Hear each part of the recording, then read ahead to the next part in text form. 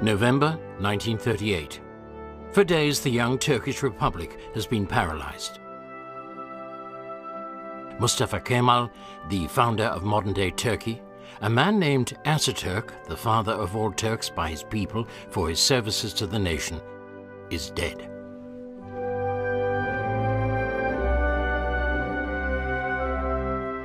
On the 10th of November, shortly after 9 o'clock in the morning, the victorious soldier, patriot and visionary politician closes his eyes forever. The body is then moved from Istanbul to Ankara, the capital, where it finds a temporary resting place in the Ethnographic Museum.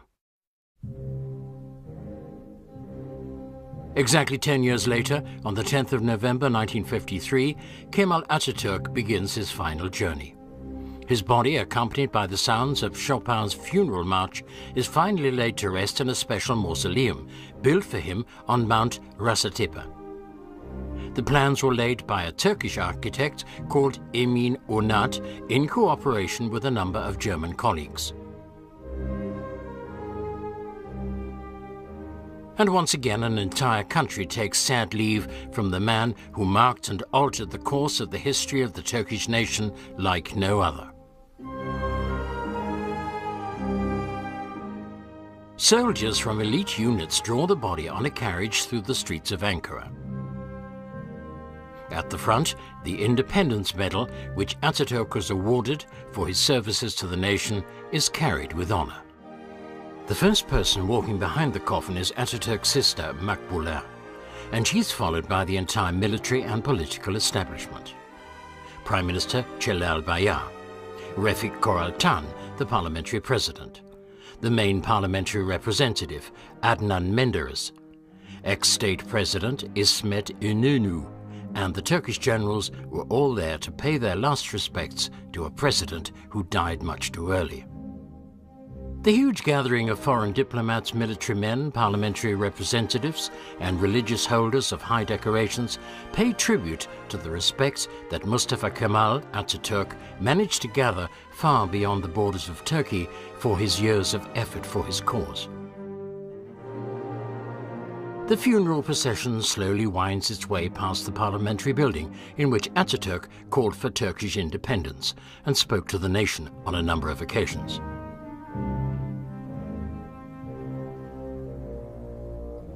Before the sarcophagus is finally laid to rest in the underground crypt within the mausoleum, Prime Minister Celal Bayar reminds the huge congregation of the tremendous achievements of the late state founder. In order to understand why the Turkish people hold so much respect for Mustafa Kemal Atatürk and his achievements during his lifetime, we have to go back in history.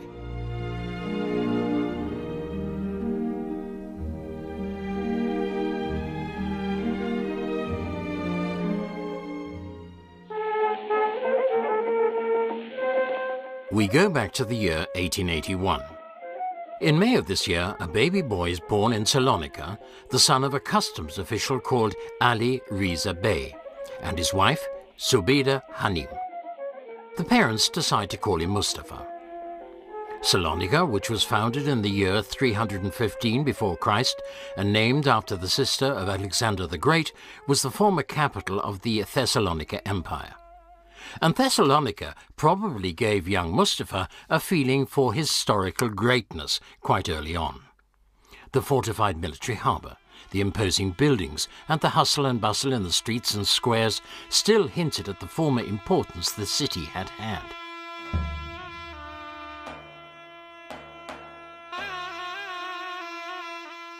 Politically speaking, Salonika belonged to the time of the Osman Empire, which was founded in 1299 by Osman Bey and the Osman dynasty. Osman Bey himself stemmed from the so-called Oghuzan, the Turkish warrior people who had their roots back in Asia Minor. This aggressive nomadic people called themselves Turks or Türks, and the name came from the word Türke, meaning the strong. Osman's successors swept into the Balkans and captured Constantinople in 1453, formerly Byzance, adopting the city as the capital of their empire. In the decade,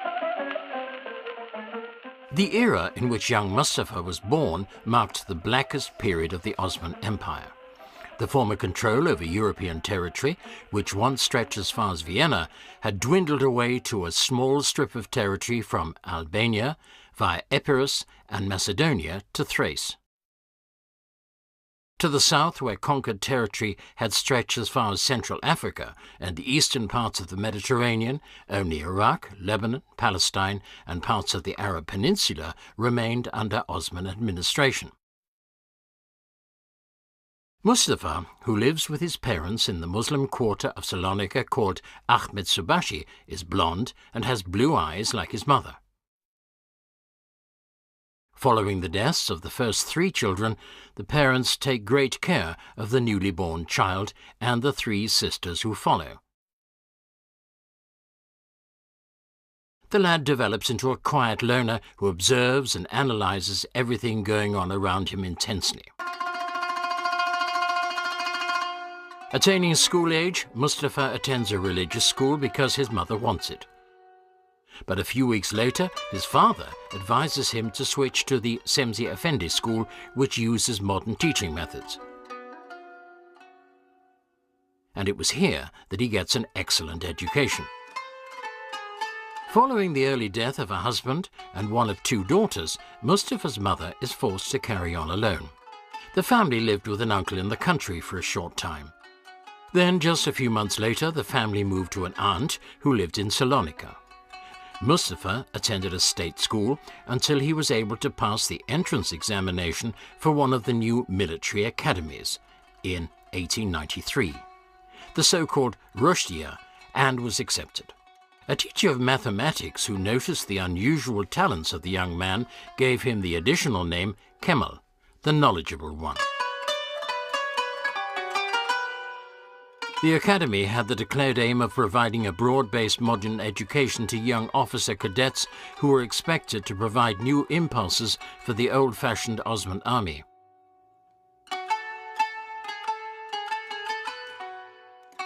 The Germans keenly supported these aims. Colmar Freiherr von Goltz, an experienced veteran of the German War of Independence and a military historian of considerable note, advised the Turks on the important issues that cropped up. He died of fever he contracted on the front in 1916. The Turks, who still consider him to be the immortal master tactician of the Ottoman army, honored him with the title Goltz Pasha. His grave can be found today in the German cemetery on a piece of high ground near the Bosphorus.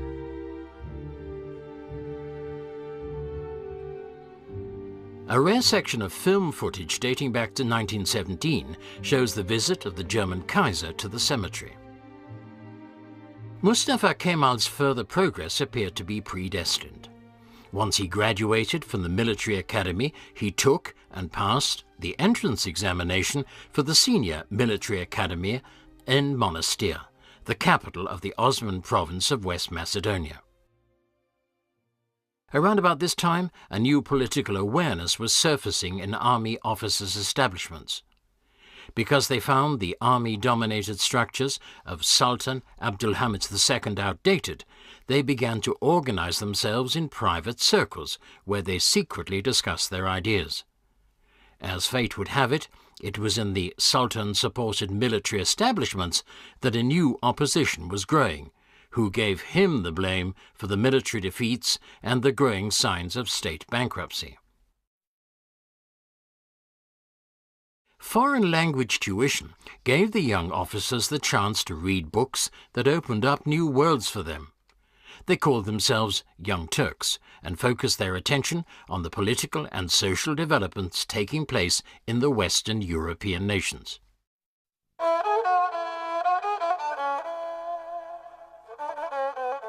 Abdülhamid registered these new developments with concern.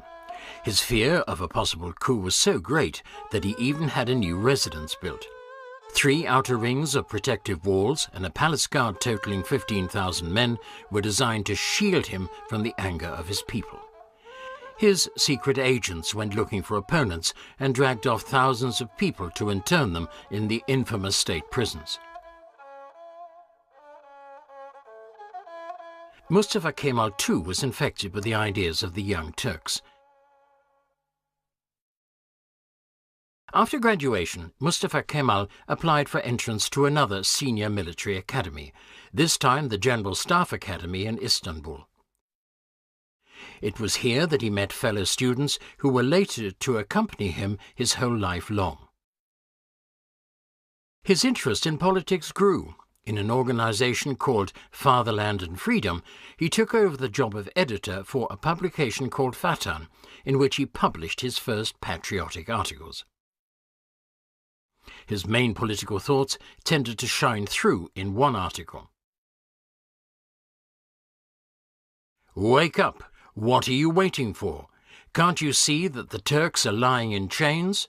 Your Turkey must be freed from foreign enemies and the unscrupulous civil servants who are plundering the country."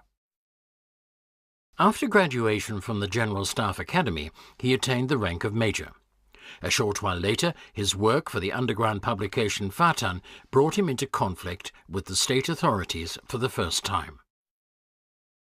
He and some of his friends were imprisoned for weeks and later sent to Syria as a punishment posting.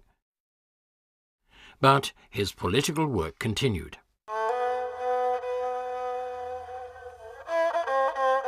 In spite of Mustafa Kemal's sympathy for the Young Turks' renewal movement, there were still irreconcilable differences. The Young Turks were aiming for a greater Turkish empire consisting of all Turkish-speaking peoples in Asia, which would continue to be ruled by a sultan.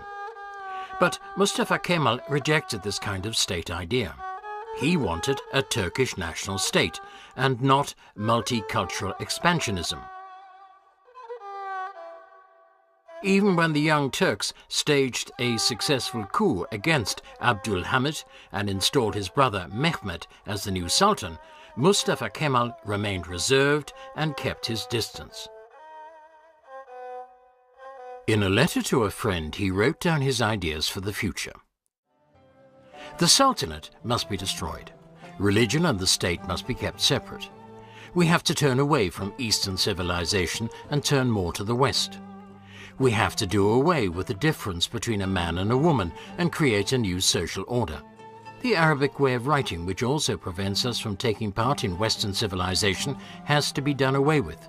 We need to develop an alphabet of our own, which is based on the Latin script. And we have to do everything, even as far as the clothing we wear, to move closer to the West. Believe me, one day all this will become reality. One day I will realize these revolutionary steps, and the people to whom I belong will believe me. Atatürk didn't mean that embracing Western civilization should mean abandoning Turkish culture. Quite the opposite. Just like the Spaniards followed Spanish culture, and the Germans did the same with German culture, a modern Turkey should accept its own cultural roots, cherish them, and develop them still further.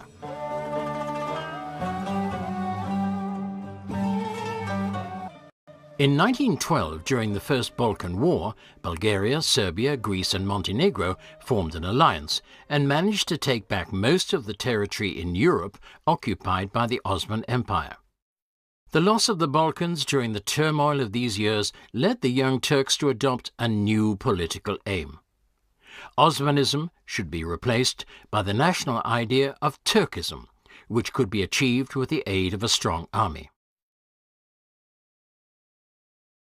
In order to modernize the army, Enver Pasha, who was one of the leading figures in the Young Turk movement, and like Mustafa Kemal, a graduate of the military academy in Monastir, began to get more German military advisors into the country. It was a decision much criticized by Mustafa Kemal because he was convinced that the reorganization of the Turkish army should be done by the Turks. Dark clouds were beginning to gather across Europe. It was on the 28th of June 1914 that a Serb nationalist called Gafrian Princip shot the next in line for the Austrian-Hungarian throne, Archduke Franz Ferdinand and his wife. The echoes of the shots resounded all over Europe, and the entire continent trembled. Mobilization was carried out on all sides, and a short time later, the armies of the major European powers marched forward to take up positions. At first, the Ottoman Empire took up a neutral stance, but Enver Pasha, who sympathized with the German side because of an earlier appointment as a military attaché in Berlin, decided to line up with the Central Powers and thus took his country into the First World War.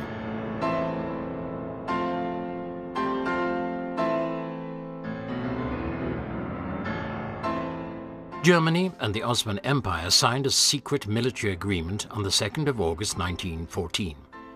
One day later, general mobilization took place in Turkey. The Germans sent a battle cruiser, the Goeben, and the Breslau, which was a small cruiser, to support their allies. Both warships arrived in Istanbul in early August and went out to engage Russian fortifications under the Ottoman flag. Mustafa Kemal, who was watching political developments in Sofia, was against the military alliance because he didn't see any need for it. It was on the 4th and the 5th of November that the Western powers declared war on the Ottoman Empire.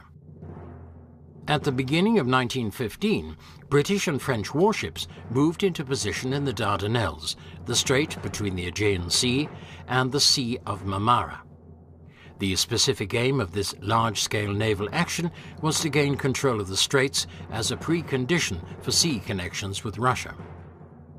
When Mustafa Kemal was given the order to take command of the 19th Reserve Division and to take part in the defense of the Dardanelles, he had no idea that this was to become a crucial turning point in his life. It was on the 19th of February that the Allied warships opened fire on the Turkish coastal defenses. At this point, Mustafa Kemal and his men had taken up positions on the Gallipoli Peninsula. The 18th of March, 1915. Large Allied warships attempt to break through the Straits of Dardanelles. The British War Minister Lord Kitchener and his naval commander Winston Churchill, who had played a part in planning the campaign, hadn't really expected any great resistance, but they were wrong. The attack failed under the pressure of fire from the Turkish coastal batteries and torpedo and mine attacks from German U-boats. The French warship Beauvais, as well as the British cruisers Irresistible and Ocean, were sunk, and a further 4 vessels damaged. In a further attempt to seize control of the straits, the Allies launched a large-scale attack on Gallipoli with 81,000 men on the 25th of April. Without any hesitation, Mustafa Kemal seized the initiative and put his men in the path of the advancing British forces. Something that hadn't been thought possible took place. The British attack was repulsed. Even a second landing attempt on the southern peninsula near Al-Sitepe by Allied troops was halted by Turkish fire. At the end of the fighting, the Entente nations had suffered a serious defeat.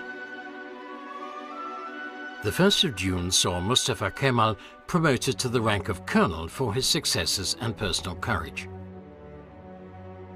Then, during the night of the 7th of August, the British made a third try to move behind the Turkish forces close to Suvla Bay, which is north of the strategic Arıburnu high ground.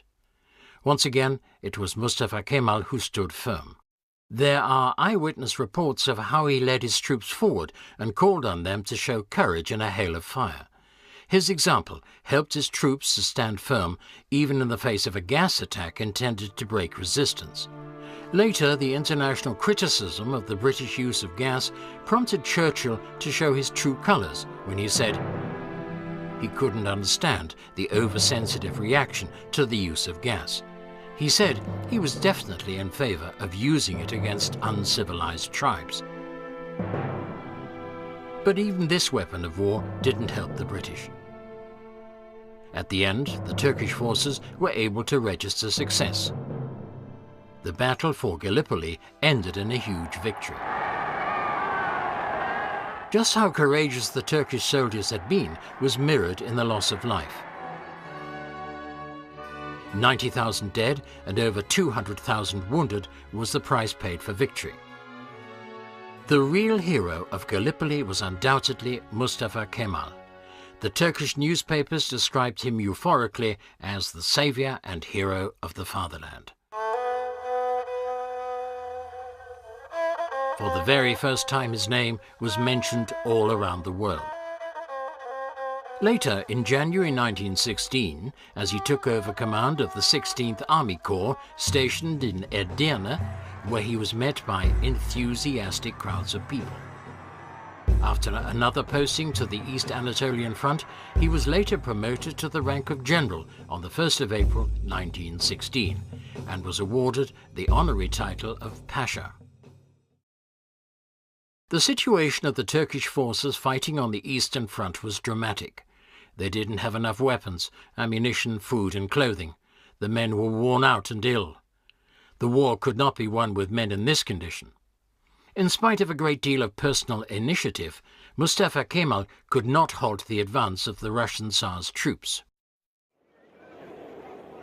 The situation changed after the February Revolution in 1917. The Russian army too was tired. The political words of the Soviet revolutionaries promised peace, bread and prosperity, and this went down well with the tired troops. The Turkish army used the apparent breakdown symptoms within the Tsar's forces and launched an offensive which suddenly recaptured the East Anatolian territory. In spite of all this success, the war could no longer be won. The outcome of the war had been militarily decided. It was on the 18th of January 1918 that the American President Woodrow Wilson published a 14-point program, which was intended as a basis for a forthcoming peace agreement. The program put forward the idea of a Turkish government for the areas of the former Ottoman Empire where Turks lived. Mustafa Kemal travelled to Vienna in June of the same year to find a cure for a painful kidney problem. His doctors ordered him to go to Karlsbad to take the waters for some months. During his stay in the modern spa town in Bohemia, with its healing waters from springs in the earth, Mustafa Kemal used the time for intensive thought about the future of his country and the personal role he would have to play in rebuilding it. His notebook, dating back to these times, contains all the basic ideas for social renewal in Turkey. Although his stay in the health resort was not actually completed, he returned to Istanbul on the 3rd of July 1918 following the death of Sultan Mehmed V and the appointment of his successor, Vahdettin's, as Sultan Mehmed VI. Shortly afterwards, the final act of the military conflagration unfolded. Using a number of tanks, the Allies managed to break through the German lines in the west on the 18th of July 1918. As the German forces staged a defensive retreat, the Entente forces breached the enemy lines on the Macedonian front. Bulgaria was forced to capitulate. The way to Istanbul lay open. The Ottoman Empire had been defeated. Leading young Turks, Talat and Enver Pasha resigned and left the country on board a German torpedo boat. It was on the 30th of October 1918 that the defeated Ottoman Empire signed the Mondros ceasefire agreement on Lemnos Island. The demands of the victors were a catastrophe for the losers. Turkey was pushed back to Anatolia. The Dardanelles and the Bosphorus were required to remain open for British and French warships.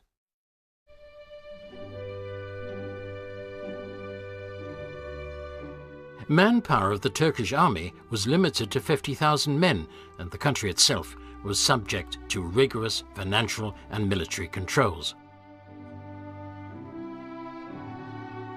As the British occupied Iskenderun and the oil-rich region around Mosul on the 8th of November, it appeared that Turks had been reduced to a colonized people.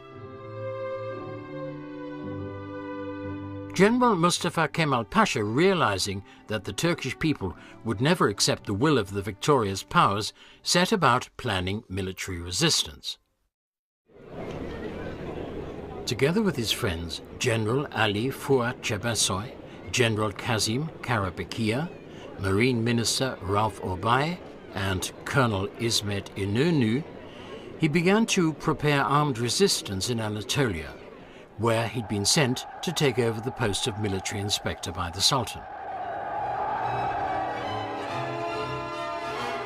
The 15th of May 1919 saw Greek marine infantry landed near Izmir under the protection of Allied warships. Those responsible wanted to lay the foundations for a greater Greek empire. It came to fierce fighting during the occupation of Izmir, and many Turks were killed. Turkish flags were burnt and replaced with Greek ones. Fury was the best way to describe the feelings in Anatolia. Mustafa Kemal and his close followers landed in Samsun on the Black Sea coast on the 19th of May. He was then 38 years of age. It was a decisive step on the path to the national fight for freedom. He later celebrated the date of his arrival as his birthday.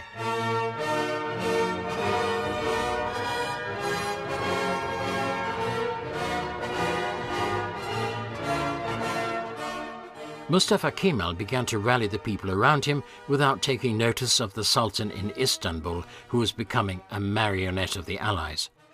On the 22nd of June, he resigned his commission in the Ottoman Empire Army. He then went to Hausa and Amasya, and later to Erzurum. Here he held his first Freedom Movement Congress on the 23rd of July, and a second one was staged in Sivas.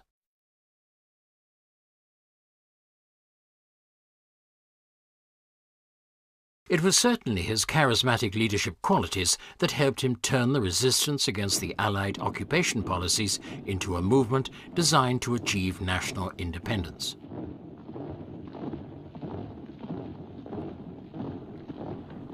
Mustafa Kemal's headquarters were set up in an agricultural school close to the small town of Ankara, and this became the center of national awakening. People began to follow his call for resistance all over the country and took up arms. As the first resistance took place, many young officers left Istanbul to join Mustafa Kemal's freedom movement. When the Sultan dissolved parliament in Istanbul because of his fear caused by the growing influence of the Turkish nationalists, Mustafa Kemal called for a great Turkish National Assembly in Ankara. That was on the 23rd of April 1920, and one day later it called on him to accept the post of president. Parallel to these events, the Allies meeting at a conference in San Remo had decided on the division of the Ottoman Empire territories from the Turkish homeland. In an attempt to overthrow the national movement, the Sultan set up a caliphate army, which he then moved against Mustafa Kemal's followers. The army was defeated, and the Freedom Army managed to push forward close to Istanbul. For the first time, Mustafa Kemal was controlling territory that lay under the direct control of the Sultan. The Greeks used the internal strife within the country to move ahead militarily with their territorial claims. Greek forces pushed into Anatolia and occupied the Turkish town of Balıkesir and the old Ottoman Empire capital Bursa. By the 27th of July, Greek army units had managed to take over Thrace and the town of Edirne. When Sultan Vahdettin signed a peace agreement with the victorious powers on the 10th of August 1920 in a Paris suburb called Sèvres, which more or less took away the national and political sovereignty from the Turkish state, the anger felt by the people became open rebellion. The contractual details, which were basically dictated by Britain, more or less meant the dissolution of the Turkish state. The European parts of Turkey, with the exception of Istanbul and the area around Izmir, went to Greece. The strategically important straits were to remain open for all merchant shipping and warships in both peace and war times.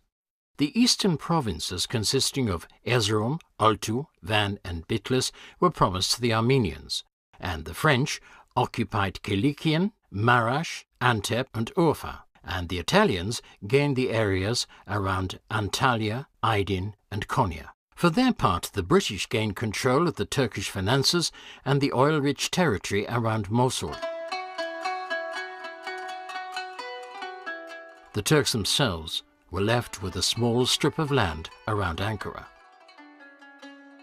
The British Prime Minister Lloyd George, who played a role in working out the somewhat illegal German reparations demands at a conference in Versailles, described the agreement with Turkey as fair.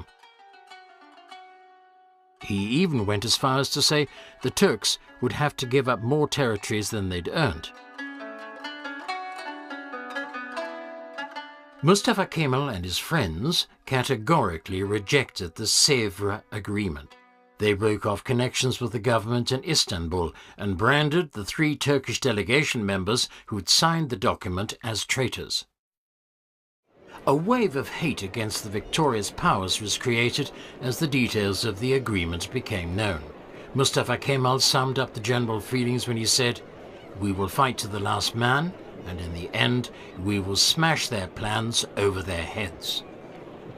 His strategic military concepts were concentrated at the time on 2 opponents, the Greeks who occupied Thrace and parts of western Anatolia, and the Armenians who were in control of the eastern part of Anatolia. The Armenians, having overestimated their military potential, had declared war on Turkey in September 1920 in order to secure the territory promised to them in the Sèvres Agreement. The turn in events came quickly. The Armenians were defeated within a few months, and the towns they had occupied were regained.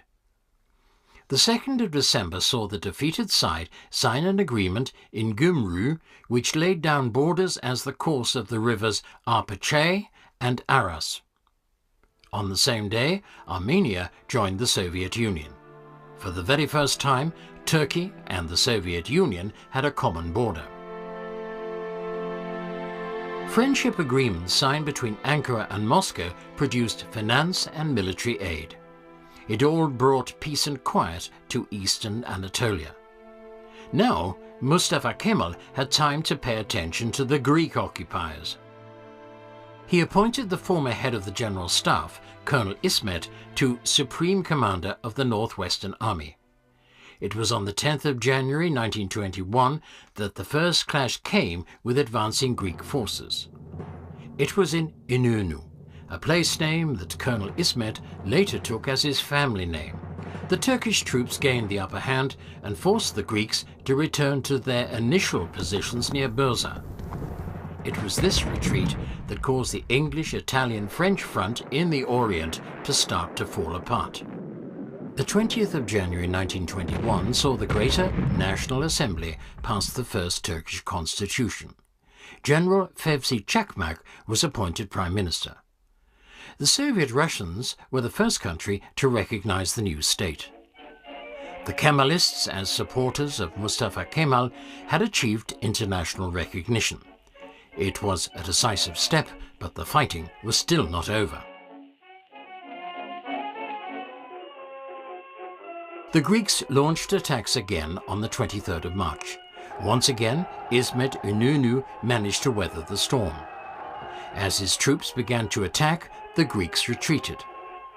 Mustafa Kemal thanked his general with the following words: "You have not only conquered the enemy, but also the unhappy fate of the nation." The situation took a turn for the better, and also on the diplomatic front. The British and French took up contact with Mustafa Kemal. In the meantime, they'd recognized that he alone was the leader of the Turkish nation. In spite of all this, the Greeks tried their luck on the battlefield once again. It was on the 9th of July 1921 that the Greeks set around 125,000 men in West Anatolia on the move in the direction of Ankara. Sure of success, King Constantine accompanied his troops to experience the advance. The Turkish forces were hopelessly outnumbered. They had little to counter the Greek tanks, airplanes and cannons, but their courage alone. As the National Assembly promoted Mustafa Kemal to Supreme Commander of the Turkish forces on the 5th of August 1921, it heralded a period of bloody fighting which ended on the 9th of September 1922 with the freeing of Izmir. Knowing too well that the very existence of Turkey was at stake, Mustafa Kemal pushed through emergency laws to enable a quick extension of the army. His convincing manner and his conviction that victory was certain helped to mobilize the people. There were no modern factories and production facilities available, so weapons and ammunition were made in the simplest manner by hand.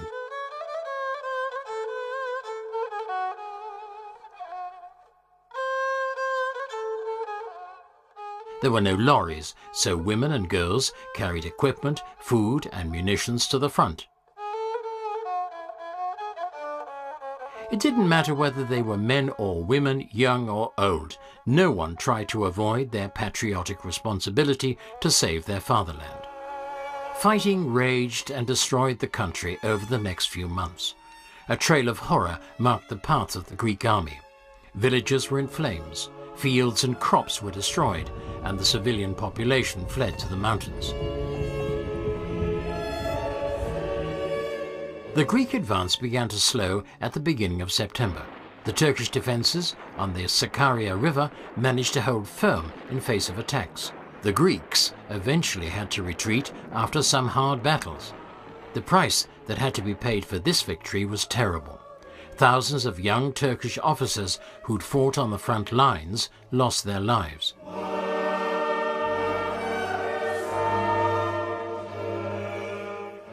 Although the Allies were attempting to save the threatening defeat of the Greeks by diplomatic means, Mustafa Kemal was preparing the final blow against the occupiers.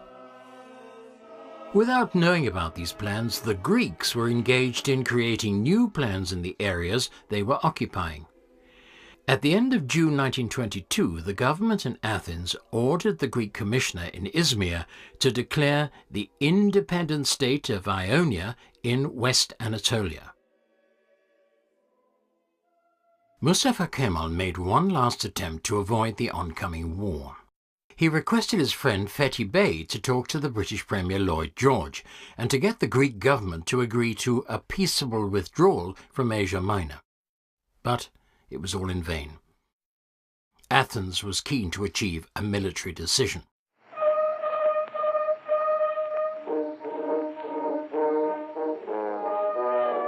It was on the 20th of August 1922 that Mustafa Kemal arrived at his headquarters in Aksahir, where 15 Turkish divisions had taken up position.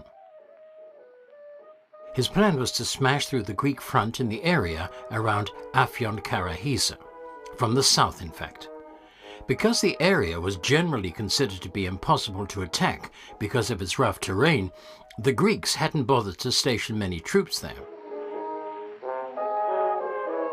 The most important strategic objective of the attack was the railway line running through the region. Should the attack be successful, the Greek units would have their important supply line cut.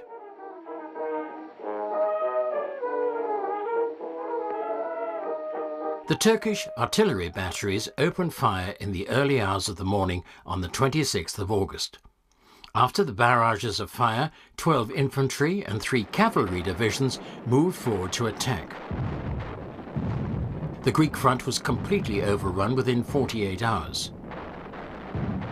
Afyonkarahisar fell into Turkish hands on the 29th of August, and the decisive battle was won by the Turks at Dunlumpinat on the 30th of August. Today, this day is celebrated by the Turks as a national holiday. The Greek army fled westwards in the direction of Izmir. During their retreat, they destroyed the main parts of Uşak and Manisa. Hundreds of Turkish villages and small towns went up in flames. As the Turks continued their advance, the Greek retreat turned into a disaster. Tens of thousands of Greek soldiers were taken prisoner, and the rest fled to ships lying in the harbour in Izmir. Izmir was also put to the torch.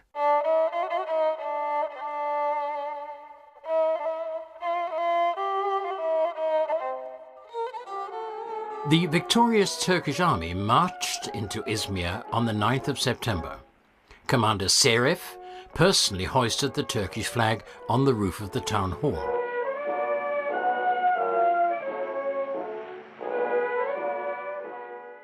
When Mustafa Kemal, together with Marshal Fevzi Çakmak and General İsmet İnönü, made an appearance on the town hall balcony, the people cheered them. Following this victory, Mustafa Kemal turned his attention to the Dardanelles and Istanbul, which was still occupied by the Allies. An important step towards freeing these areas came with the signing of the Mudanya Agreement, which was signed on the 11th of October 1922 by representatives from Ankara, France and Italy. It was laid down that the Greeks should withdraw their troops behind the Maritsa within 14 days. Thrace should come under Turkish administration at the beginning of December 1922. The Gallipoli Peninsula and the zone around Istanbul should remain under Allied administration until a final peace agreement had been signed. And thus, the war was ended. Mustafa Kemal resigned as Supreme Commander of the Turkish Army in order to concentrate on the political and social reforms in Turkey. His first task was to bring the Ottoman Empire to an end. On the 1st of November 1922, the Turkish National Assembly passed the following document. The Ottoman Empire no longer exists. A new state has been created, and the constitution lays down that the people alone have the power. Laws must follow the power of the people, and the Sultanate is now history. The government in Istanbul is not legal. Istanbul and its surrounding areas belong under the influence of the government in Ankara. The cabinet in Istanbul is dissolved 3 days later. The national government takes over the administration of the former capital on the Bosphorus. Then, on the 16th of November, charges accusing Sultan Fahrettin of treason are laid. He, together with his son and some servants, flee the country on board the British warship Malaya. The Lausanne Peace Agreement is signed on the 24th of July 1923. It brings an end to the disarray and suffering of the years just past. Greece and Bulgaria have to accept the pre-war borders. The eastern border remains, as it was agreed on with the Soviets in 1921. For the Turks, this agreement means complete legal acceptance of Turkey as a sovereign, independent state. Mustafa Kemal has managed to achieve his main aim, and his country is free from foreign occupying forces.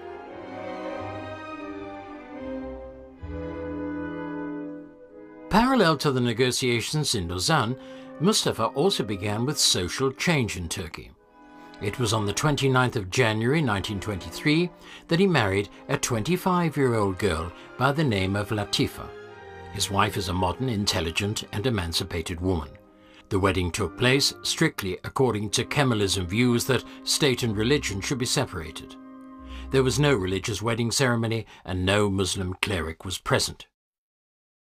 The new ideas didn't find overall consent in Turkey. Above all, in rural parts of the country, clerics had much support from the local people. The religion had dominated the people's way of living and the laws for centuries.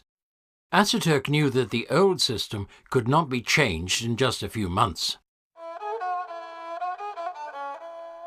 In order to push forward development, Atatürk and his wife deliberately appeared in modern Western-style dress when making public appearances.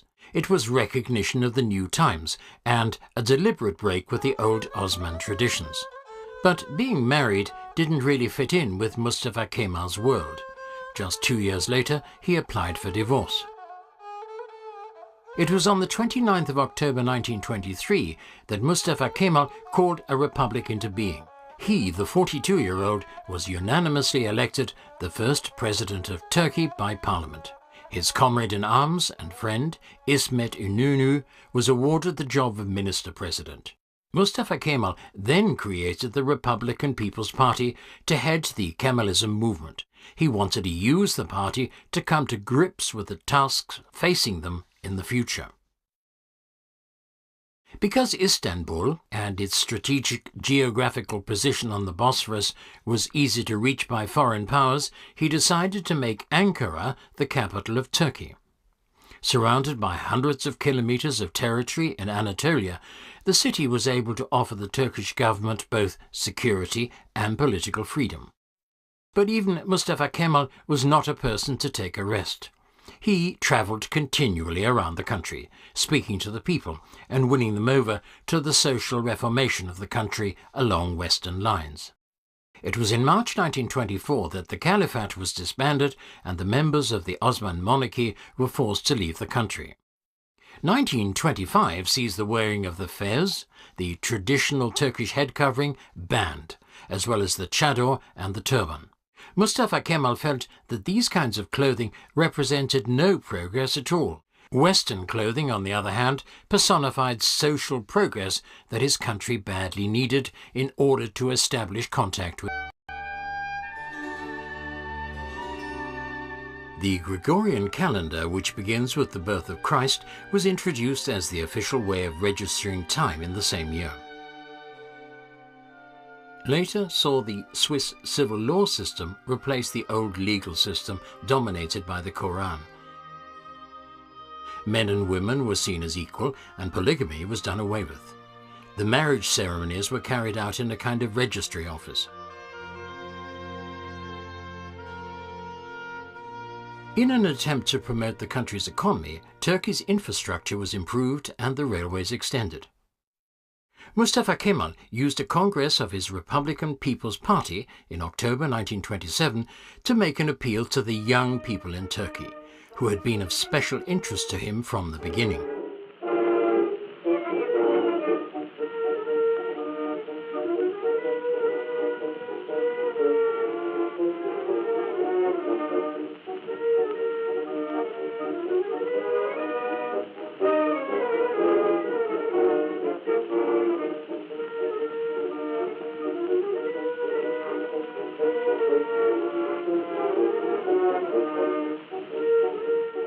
Unmoved by criticism from fundamentalist religious circles in particular, he moved ahead with his reform policies.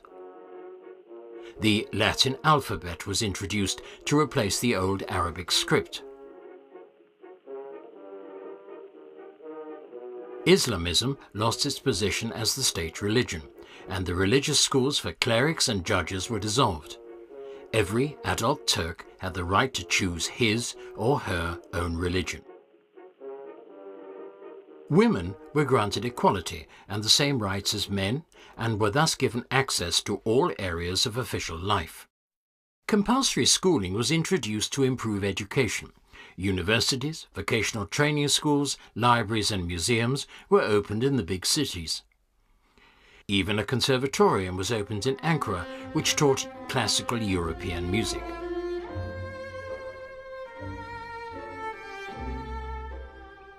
Keep fit education and healthcare were allotted priority, which had been unknown up to then. Industry and agriculture made progress. The government supported the free market economy principles and private investment. The general well-being of the public improved considerably. In order to demonstrate his interest in the modernization of agriculture, the president used every opportunity to sit on a tractor himself and discuss various issues with the farmers.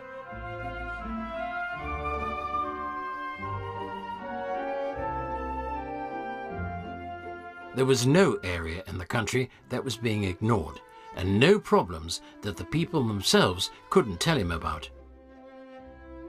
In a move to turn Ankara into a modern city, Mustafa Kemal hired a German team of architects under the direction of Hermann Janssen to begin work on city planning. He took a personal interest in putting the planning into practice and often turned up unexpectedly to see how building work in Ankara was progressing. Within a few years, Ankara was changed into a blossoming city with modern buildings, wide streets and attractive squares. When Turkey gained membership of the League of Nations on the 18th of July 1932, even relations with the Western powers began to normalize. It was on the 29th of October 1933 that the Turkish Republic celebrated the 10th anniversary of its founding. The state founder gave a milestone speech to a large audience including many international guests. His speech ended with the words, "Happy is he who can say he is a Turk." The following celebrations presented an opportunity to demonstrate the successes achieved in the previous decade. Then, on the 14th of November 1934, the Great Turkish National Assembly honored Mustafa Kemal with the surname Atatürk, or Father of all Turks. It was an honorary title that was his and his alone, and could not be earned by anyone else. The international community, too, recognized Atatürk's achievements. High-ranking statesmen presented their credentials. The Shah of Persia, Reza Pahlavi, paid a visit, as well as the British monarch, King Edward VIII, and King Abdullah of Jordan. Mustafa Kemal paid particular attention to German-Turkish relations. The joint recognition of their national identities helped to form the basis of the friendship. One of the first foreign policy steps taken following the Lausanne Peace Agreement was the renewal of diplomatic relations with Berlin. Ambassadors were exchanged in 1924. Over the next few years, economic ties were continually expanded. German loans and German experts helped to promote the industrialization of Turkey. Trade agreements and a friendship agreement put the seal on the excellent relations.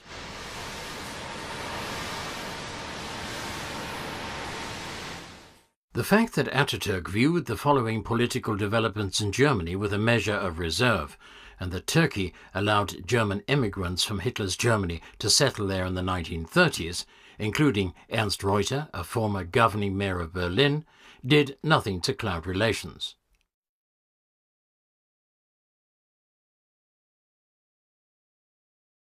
When the Turkish ambassador, Cemalettin Gökçen, died in the middle of the 1930s, the body was returned home from Berlin with full honours.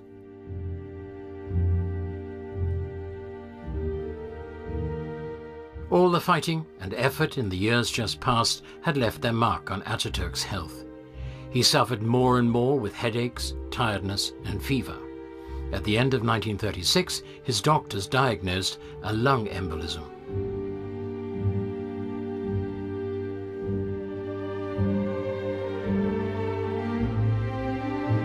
His medical advisors were of the opinion that he should withdraw from daily political life.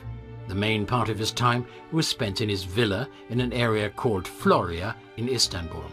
He spent his time watching over the bringing up of his two adoptive children, met with guests, and attempted to regain his health.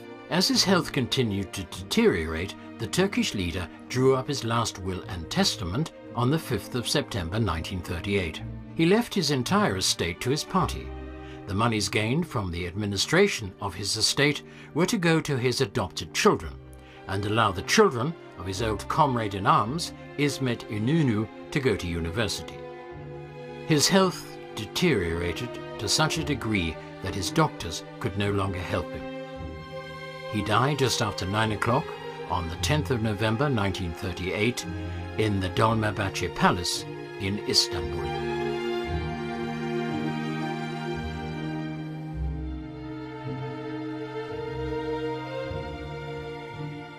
A truly great personality had come to the end of his life. But his ideals and ideas live on. His struggle for national freedom and his untiring effort towards an independent Turkey will not be forgotten in the face of Islamic fundamentalism.